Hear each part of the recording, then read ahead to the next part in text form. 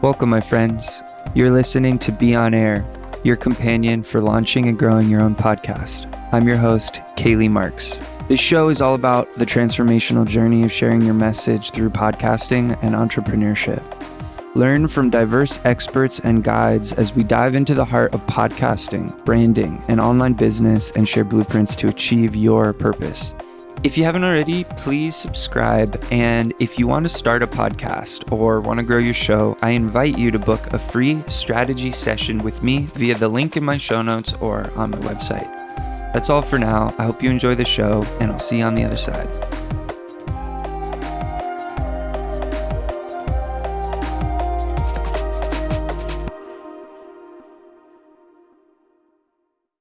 Hey everyone, real quick disclaimer here. This episode is not meant to substitute professional legal counsel that you get on your own. Gordon has been kind enough to share his thoughts in this episode, but I highly recommend you double check everything with your own counsel or reach out to Gordon himself. Just wanted to throw that in here. Enjoy the episode.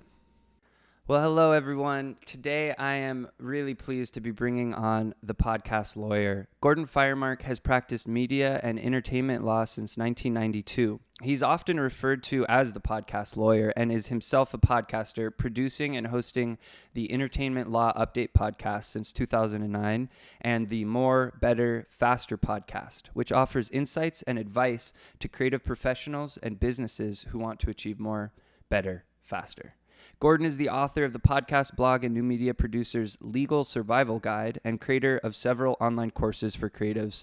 Really grateful for your time coming on the show, Gordon, and sharing your wisdom and advice with my audience. And, without further ado, how's your 2021 getting off to? Well, first off, K.Lee, thanks for having me on the show. I love doing this kind of thing. I love sharing my knowledge and helping people. And I've set a goal for 2021 of appearing as a guest on at least 75 podcasts and live streams and things like that. That's one and a half a week roughly. And so it's off to a great start. Thank you for having me. Oh, that's incredible. I love that. I love setting goals. I think that's a great tip too, is not only does it help other people get behind your cause and your goal, but it helps set a smart goal and a measurable outcome for yourself. So I think that's actually a really great strategy in general. Yeah, well, it's really all in service of my mission and objective to just have an impact and to help. For me, it's 10,000 podcasters I want to help in the next, couple of years. And to do that, got to get exposed, got to get them to know you, and spread the word and pay it forward. So that's what I'm all about. Absolutely. Yeah. So you help podcasters specifically, or, other media creators, other content creators, understand the legal world. What would you say, just jumping right in, I think the question on any new podcaster's mind, and even maybe some veteran podcasters, is like, what should I really be focusing on when it comes to protecting myself, protecting my guest, having some control over the content I create? Could you kind of help build a map of podcast law? Yeah. Well, first off, let me say the key focus for every podcaster should be on making great content that provides value, solves a problem for the listener, whatever that is, as long as it's not at the expense of somebody else's reputation or personality rights or other rights like copyright and trademark. And I think that the most common thing that podcasters need to be mindful of is intellectual property rights, copyright. You can't just use stuff created by others. When you create something original and record it or write it down, you own a copyright from that instant. And that is true of everybody else who creates stuff. So if you want to incorporate a piece of music or read a poem or big quotes from a book or movies or something like that, you are running the risk that you're infringing on people's copyrights. So I'd say that's sort of number one, is understand that area of law and that area of property ownership, and be respectful of it, both your own material and others. Absolutely. Yeah, that's a great point. So I'm hearing not only just like not using people's songs in your podcast and stuff like that, but even reading from books, even other more subtle forms of borrowing intellectual property or copywritten material is something that podcasters should be aware of that they're doing, and take proper procedure to get proper clearance or something. Is that right? Yeah, get permission if you can. And sometimes it's hard. With music, it's especially hard because there's multiple copyright owners and multiple, stakeholders that have to be considered. But, if you're doing if you're doing a book review and you want to read a relatively short passage from it, that's probably okay. There's a principle under American First Amendment law called fair use that is sort of a defense to a claim of copyright infringement. It's actually in the copyright law, but it's a sort of complicated four-factor analysis you have to go through, and each case it has to stand on its own merits, and there are no rules of thumb. But as a sort of general idea, if you're reviewing a book or critiquing something and you want to read from it so that you give context to your audience, that's probably going to be okay. Right. Less so with music when you play the whole song. The smaller clip is really the key. Yeah, totally.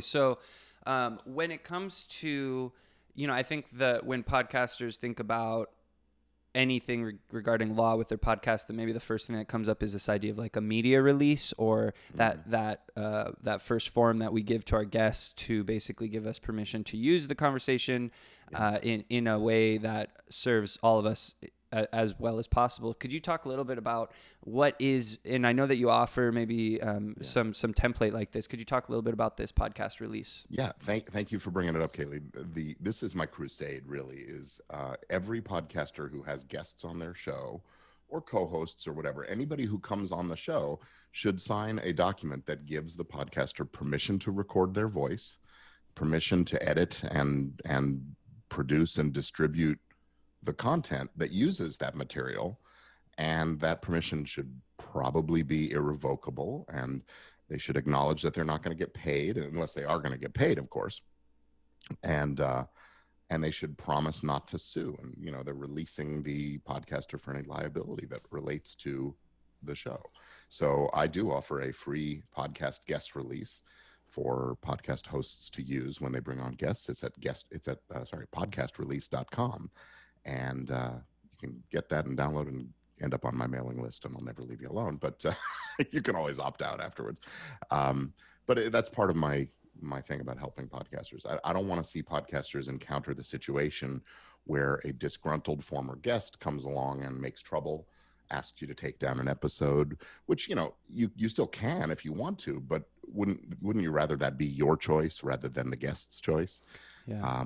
I had a situation that came up a few years ago when I sort of began this crusade, where a journalist podcaster had done a show on a particular subject matter with a guest who was very well respected on one side of the issue. And then later, when the host did another episode featuring the other side of the issue, that first guest came along and said, hey, wait, take it down. I don't want that. I don't want any reference to me on your show or your podcast or anything else. And now this journalist felt like, well, wait, I'm trying to present a balanced view of the issue, and it turned into a lawsuit, and it turned into a costly settlement for my client, the podcast host. So had there been a release in place, none of that would have happened. So what would you recommend to a podcast host who has done, let's say, anywhere between 20 and they've done a certain amount of episodes and they have not procured this release form? How could they retroactively get this taken care of and secure those episodes? Yeah, that's a tricky social political kind of a thing to have to navigate. And most of the time, I would say if you haven't had any problems and it's been a couple of years, don't try to go back in time and fix those things. Just change your practices and move forward so that you have the protection in place. If there's somebody that you think is going to be a problem or whatever, maybe you go and reach back to them and have a conversation about it and just say, hey, I want to make sure that I'm on solid ground here. So would you mind signing something just to give me continuing permission to use this episode? That's an opportunity to open up a dialogue and maybe make an edit or two if they don't like, whatever. But you run the risk of them saying, actually, I'd rather you take it down. Right. And then you got a decision to make. So, and certainly if you're close and friends with some people, then go back and get them to sign just in case. But for people who are, really just a guest on your show, I think even though I crusade on this point, I don't know that it's worth going back and stirring the pot for the old ones. Yeah, that's what I'm hearing is to use discretion on case-by-case basis as needed. Go ahead and do a risk assessment. Right. Okay. That makes sense. So kind of transitioning to another topic or point on this on just how to be protected as podcasters. For instance, with this one, do we need to have disclaimers before episodes when it's medical stuff, or maybe what's the term for substances that are classified as illegal, if there's conversations about that, or law? Should there be a disclaimer that this is not legal advice, is not medical advice, etc.? I would say it's not a bad idea to do disclaimers, especially if your show is the kind of thing that gives, as you said, healthcare or health supplement kind of advice or legal advice. Although this kind of a thing is general information. I don't think anybody's going to take their legal advice strictly from a podcast. Well, if they do, they sort of deserve what they get. You get what you pay for, right? But in in all these fields, medical, and especially with financial services kinds of stuff, if a person is giving stock tips or financial advice, it probably does make sense to just say something along the lines of, hey, this information is for your educational use, and you shouldn't rely on it without doing your own independent investigation and consulting with your professionals. Yeah, that makes sense. Along those lines. I think it makes sense, but it doesn't have to be heavy-handed or, a big separate announcer voice, those kinds of things. You have to sign this waiver before listening to this episode. Right. Yeah, no, that totally makes sense. So what about regulation in the podcast world? Is there, with radio, there's all these hoops and all these regulations and organizations. With podcasting, is there anything like that? Well, there's some similarities. I say it's a different medium and the rules are different. And usually I say that in the context of radio hosts telling me, well, I'm doing a podcast now. I've never used a release from my guests on the radio. I say, yeah, it's a different medium. It's permanent, not ephemeral. Broadcast happens and then it goes away. Most of the regulations in the broadcasting industry relate to the license to broadcast on the airwaves, which is regulated by the Federal Communications Commission. The internet and podcasting really is not regulated in that way. Where we do encounter regulations, obviously the laws relating to copyrights and trademark infringements and rights of privacy and defamation and all those sort of personal rights that come up are a factor. But the regulation that comes into play is when podcasters who I would say are influencers, or at least potential influencers, start to promote a product or a service or a person, and they're getting paid somehow or compensated somehow. There are rules that require disclosure of the fact that there's a financial relationship. So if you do a show where you talk about products that the companies send you to review and unbox or whatever, and they give them to you for free, you need to say so. Mm-hmm. And I think it's just good advice to do that anyway. Your listeners want to know, hey, did that person get compensated for that rave review they gave? Or is this really an objective review? Right. So, and if you're affiliate linking, if you're saying, hey, get the book on Amazon, we've got a link on our website, you got to go one step further and say, it's an affiliate link. We're going to get paid when you use it. It's not going to cost you anything more, but we're really grateful for the support or something like that. And next to the link on the website, it also needs to be disclosed. That's sort of the big regulation in the area. Again, there are some specialized fields like financial services where there may be regulations that affect what the members of that industry are allowed to do. But generally, anything goes. The First Amendment, fortunately, here in the U.S., we've got powerful free speech in the Constitution, and it's a counterpoint to a lot of these kinds of concerns and regulations. I love that, and I think that's part of the power of this format is the use of that free speech, and the ability for every person to turn on their microphone and broadcast across the planet is such an immense power right now that we haven't really had for many years. It's so new.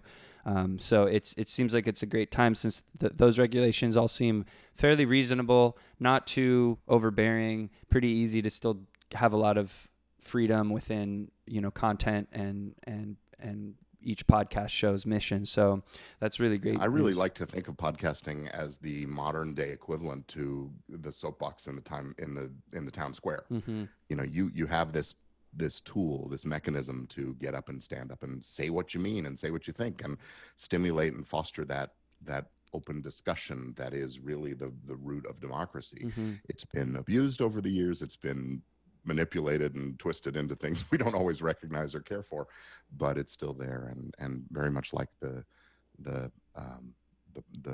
owning a printing press, you can print flyers on pretty much any subject you want, as long as you stay out of, pornography and obscenity and things like that. There are regulations in those areas, but um, the only other regulation, I just thought of it, is really not a government regulation, but an industry sort of self-regulation.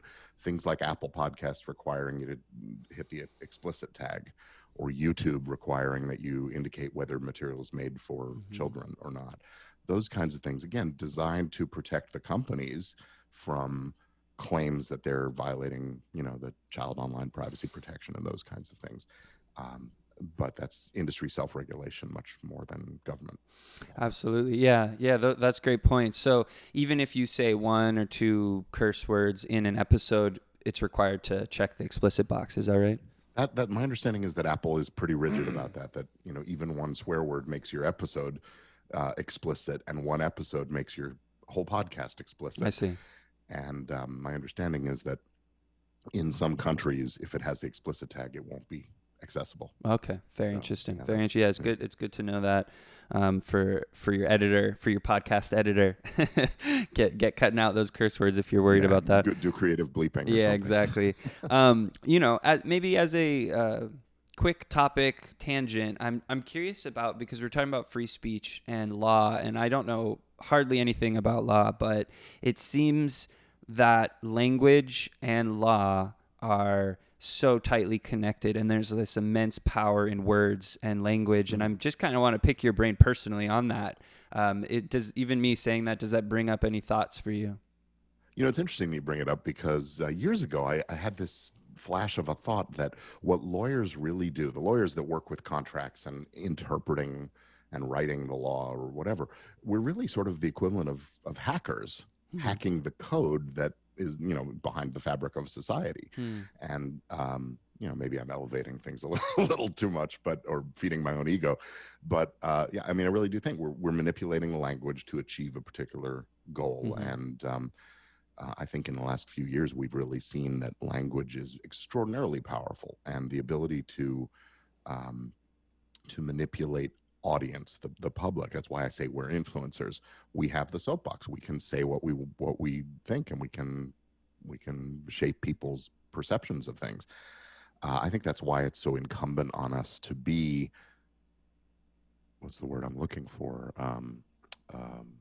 Conscientiously, scrupulously honest and transparent and candid with our audiences.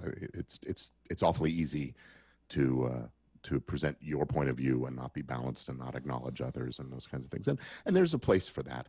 But I also think that we should, be careful that we're being truthful. I really appreciate you saying that, and I agree with that. On a previous episode with Patrick McAndrew, we spoke about digital wellness and just our responsibility as media creators to remind people about the addictive nature of the platform we're on, if we're on social media, et cetera, as influencers, as social media creators, just kind of reminding people to put down the phone every now and then and get some water and like what you're saying, to be truthful, to be aware of the power of the words. The words can incite people to take action, and that is a powerful and dangerous thing at the same time. So yeah, I think it's so interesting. I'd love to learn a little bit about your podcast journey, and like how, you said you started back in 2009. How did you get into podcasting, and what has your experience been like? I'll tell you, I really discovered podcasts when I think I'd probably listened to something at some point, but I was invited to become a guest expert on a show, a fellow named Brian, who did a show about digital video or video production generally. And he had his listeners asking questions about the law stuff. So he reached out to me and said, hey, come on my show and answer some questions. And that became a regular recurring thing for a few months. And then he said, let's do a show that's just about the law stuff. And so we did the Law Podcasting podcast, where he was the host and producer, and I just showed up every couple of weeks and did my Q&A. Well, after a bit of time, he took a new job and had to shift his focus, and we weren't able to do that show anymore. But by then I was sort of hooked. Now, I had been a sound guy in live theater and in television, my production background, before I went to law school. So I had some gear, and I had a little bit of know-how. And I'm a geek. I like to play with toys and computers and things. So I hooked up a microphone and got myself set up and learned how to do a podcast. And then I went looking for a co-host because I had been listening to a guy named Leo Laporte, who had been a host, a radio guy, and then he had a host on a Tech TV cable network for a while. And I was a fan. So when he left Tech TV and started his podcast empire, he's got like 20 shows on his network now. I sort of was following his lead and his format for a show. And so I went looking for a co-host. I went on Twitter and I asked all the lawyers, hey, who would be right for this kind of a show? And 2-1, everybody pointed to this gal, Tamara. I wanted a woman. I wanted her someone in another state, so we weren't direct competitors. And they said, oh, you got to talk to Tamara Bennett. So she and I have been co-hosting Entertainment Law Update now since April of 2009, going on 13 years this spring. Wow. And we do a monthly roundup of entertainment law news, cases, and analysis. And we have a little fun with it. It's pretty loose and casual, but we've got a big for the legal community listener base. I would say that probably a good majority of the folks out there who practice entertainment law listen or have listened to our show and gotten some bit of information from it. So that's my flagship show. And then about a year and a half ago, I started a show called More, Better, Faster to really just help creative folks and business owners, entrepreneurs with the mindset stuff, getting motivated and staying on task and how to accomplish more, better, faster. That's really the message there. And that's just me having a good time and sharing my thoughts. And I do that on a weekly basis, usually published on Tuesdays. Wow, that's awesome. And so it sounds like you love podcasting, obviously, and it can't be easy to do 2 shows. I mean, it's hard enough to do one. How do you do you have your editing outsourced, or do you do that, or how do you manage your production? Thank you for asking. On Entertainment Law Update, part of it is there's a lot of preparation that goes into it. Mm-hmm. We record live to drive. So what we say into the microphone once we start is what comes out on the other end. We don't do any post-production to speak of. Well, I shouldn't say that. We don't do any editing to speak of. So I have a team of volunteer interns, law students and young lawyers. One's older than me, but mostly younger lawyers who help us identify the stories and write up summaries of the stories. And they and I have a meeting every Sunday evening for about a half an hour just to go over what stories have come up this week and what's really news and what's not, and what we're going to cover and how we sort of shape the show. And then on the week that we actually record the episode, they write the summaries and we create a rundown document. Tamara and I then review that the night before we record, figure out our own sort of the way we're going to spin things and whatever, and then we sit down and we record. And I use a Rodecaster Pro now, but for years I've used sound cue software and stuff like that to just allow me to press record, play the music, the intro, do the show, play the outro, end the show, upload the file, and we're done. I use auphonic.com to do some audio sweetening and noise reduction and stuff like that, just to clean it up. I heard good things about that. Yeah, it's great and super low priced. I mean, it's a fantastic tool. I think they even have a free level. And from there, it actually exports the file directly to Libsyn or Blueberry or Podbean or Buzzsprout, all the services. And I just discovered and set up that it interfaces with a transcription service. So, and that will also output the transcript to a particular hosting. I use an Amazon site for that, a web storage site, and that way I can publish the transcript along with the episode right there. So it's very automated, and that's made it much easier for a lawyer who's busy with expensive hourly rates to justify doing a show. Yeah, so it sounds like you're doing it like a radio show live, and that cuts down on your editing costs and all that, because you trigger the intro music and all that, and the outro all live. That's so awesome. And that's informed by my background in radio and TV production myself. And not everybody would sort of have the thought process of how to do that quite so. I say effectively. Some people may disagree, but we get pretty good sound quality and pretty good production values, and I think we provide a lot of value, and there's that. More, Better, Faster is just me talking. So I sit down Tuesday morning, sort of my first item of the day, is to record this episode. And usually I just do an outline the night before and riff on the subject. And it's usually about 15 minutes long. So again, pretty easy to do without a lot of team or post-production and that. Same thing, live to drive and up it goes. That's awesome. Do you do video as well on YouTube or anything, or are you audio only? Both shows are audio only, although I have started streaming in a more better faster group on Facebook. When I am recording the show, I just turn it on, say hi to everybody, and then start doing an audio show with the camera on. Nice. I don't know that it's getting a lot of viewership or that anybody really cares, but it's smart to have that copy of the video in case for promotion as well, and just it's another opportunity. I probably should have my VA taking clips and posting them and repurposing stuff, and I know what I'm doing after we finish the call. Talking to her. I'm curious, you started with some amazing advice, like overall advice, which is the focus should be on creating great content and serving the audience that we're building. Just wondering, as we're winding down here, what, with your experience having these 2 podcasts and working with all these podcasts, what would be some advice you'd give to current new podcasters or people who are trying to grow their show to reach their goals? I would say, first of all, don't obsess about technical stuff. Get it figured out, but don't obsess. Choosing which hosting service to use in the long run isn't going to be an important factor. They're all going to do the job well enough. They all have different bells and whistles and things like that. And I do feel like it's probably something worth paying for, because when it's a free service that you get, it's not actually the product. You are the product. Somebody else is buying access to you. Yeah. So I say pay for hosting. Beyond that, invest a little bit in a decent microphone and make sure your setup gets you as clean audio as possible. But again, don't obsess about audio quality.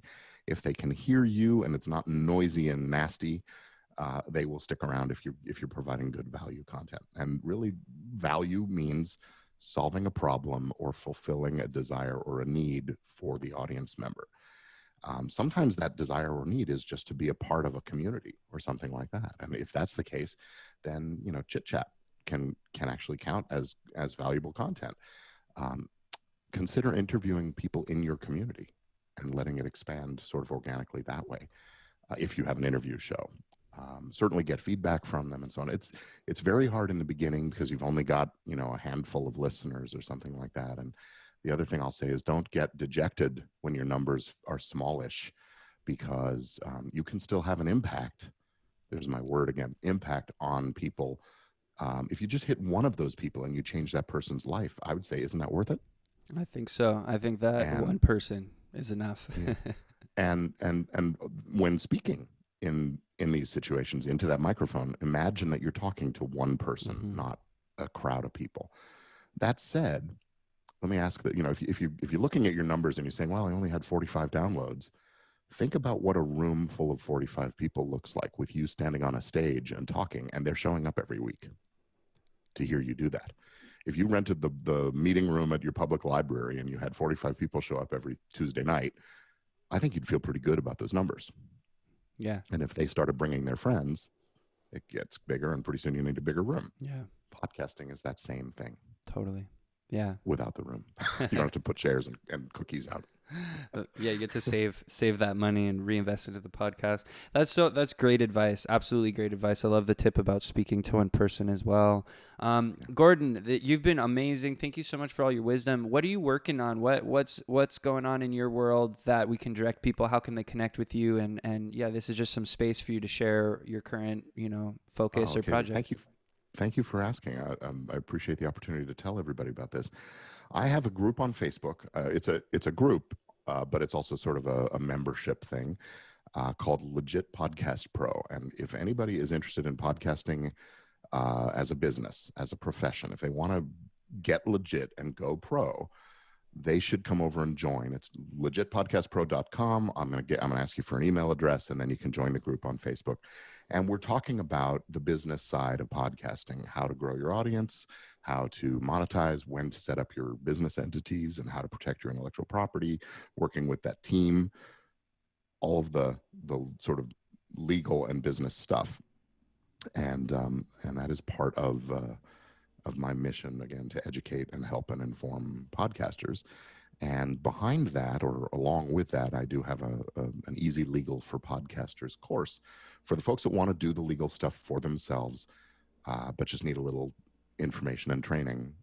Here we are. I've got the how to do it stuff sort of in a prepackaged format available for people, and an opportunity to save about 90% of the cost of doing it with a lawyer. So that's awesome. And I'll put the links in the show notes. You also have that free podcast release, the guest release form. Yeah, I'll get that in there as well. Awesome. And yeah, thank you so much, Gordon. This has been a really enlightening conversation. I think there's so many great points you shared. You demystified a lot of important and vital things for podcasters. So thank you again for coming on the show. And yeah, thank you.